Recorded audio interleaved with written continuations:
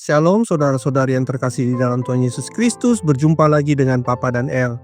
Kali ini Papa dan El akan membagikan firman Tuhan dengan judul Teknologi bagi Iman Kristen, Berkat atau Tantangan. Dengan nas hari ini yang terambil dari Roma 12 ayat 2 yang berbunyi, "Janganlah kamu menjadi serupa dengan dunia ini, tetapi berubahlah oleh pembaharuan budimu sehingga kamu dapat membedakan manakah kehendak Allah yang baik dan berkenan kepada Allah dan yang sempurna."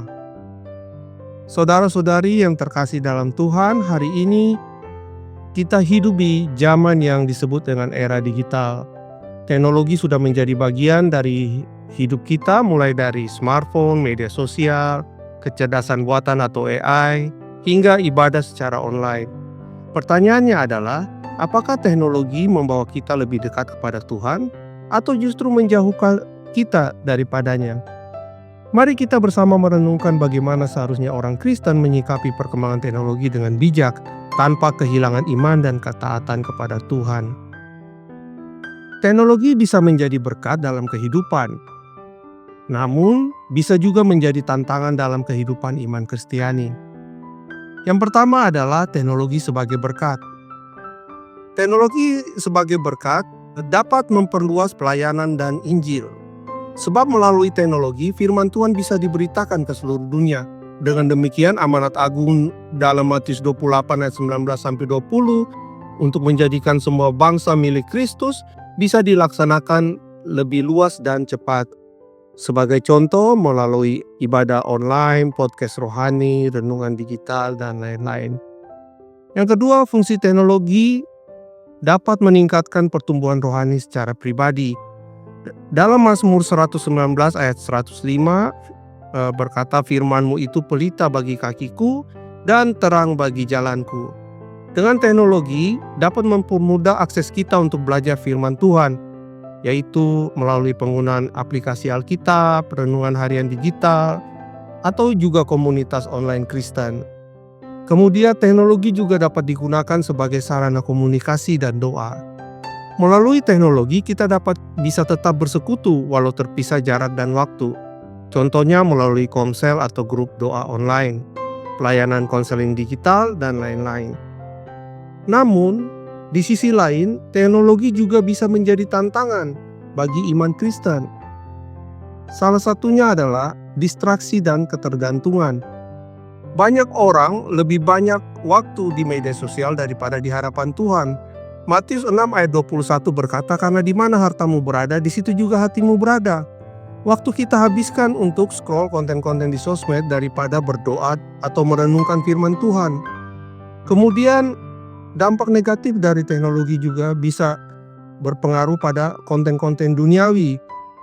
Teknologi juga dapat menjadi ancaman terutama bagi generasi muda melalui konten-konten pornografi, kekerasan, fitnah, dan penyebaran hoax.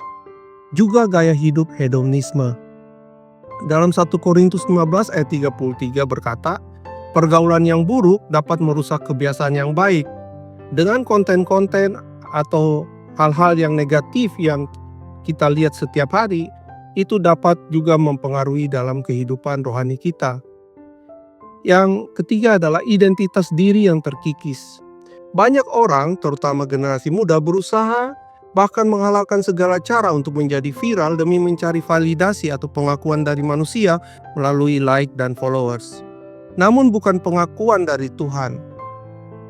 Dalam Galatia 1 ayat 10 berkata, "Adakah aku sekarang berusaha mencari kesukaan manusia atau kesukaan Allah?" Jadi, sebagai orang percaya, bagaimana sikap kita agar tetap bisa hidup bijak di era digital ini? Yang pertama adalah jadikan teknologi sebagai alat, bukan sebagai berhala. Gunakan teknologi untuk memuliakan Tuhan, bukan menggantikan Tuhan. Keluaran 20 ayat 3 berkata, "Jangan ada padamu Allah lain di hadapanku." Teknologi secara tidak langsung juga bisa menjadi berhala, bukan dalam konteks dalam bentuk patung dan sebagainya, tetapi segala sesuatu yang mempengaruhi hati kita melebihi Tuhan itu juga dapat menjadi berhala. Yang kedua adalah harus memiliki disiplin rohani. Tentukan waktu khusus untuk berdoa dan membaca firman Tuhan setiap hari. Batasi waktu online yang tidak membangun. Filter segala sesuatu dengan firman sebelum menikmati dan menyebarkan konten digital. Tanya pada diri kita, apakah ini menyenangkan hati Tuhan atau tidak? Gunakan media digital yang sesuai dengan firman Tuhan untuk membangun. Seperti dalam Filipi 4 ayat 8, semua yang benar, semua yang mulia, semua yang adil, pikirkanlah semua itu. Jadi kita gunakan media-media online, media digital untuk membangun diri kita dengan konten-konten yang sesuai dengan firman Tuhan. Jadi saudara-saudari yang terkasih di dalam Kristus, teknologi bukanlah musuh, namun alat yang bisa digunakan untuk kebaikan maupun kejahatan. Sebagai orang percaya, iman kita diuji. Apakah melalui perkembangan teknologi yang pesat ini, kita bisa tetap setia kepada Tuhan walaupun hidup di dalam dunia digital yang penuh dengan kebisingan. Mari kita menjadi garam dan terang baik di dunia nyata maupun di dunia maya. Gunakan jari kita untuk menyebarkan kasih, bukan kebencian. Gunakan layar kita untuk menampilkan terang Kristus, bukan bayangan dunia. Mari kita berdoa agar Tuhan memberikan kita hati yang bijak dalam menggunakan teknologi dan bukan diperbudak oleh teknologi. Dan tetap menjaga kekudusan agar kita bisa menjadi saksi Tuhan di era digital yang berkembang dengan pesat ini. Amin. Jadi saudara-saudari yang terkasih di dalam Tuhan Yesus, demikian dulu firman dari Papa dan El untuk hari ini. Kita berjumpa lagi di waktu yang akan datang. Sampai jumpa. Shalom, Tuhan Yesus memberkati.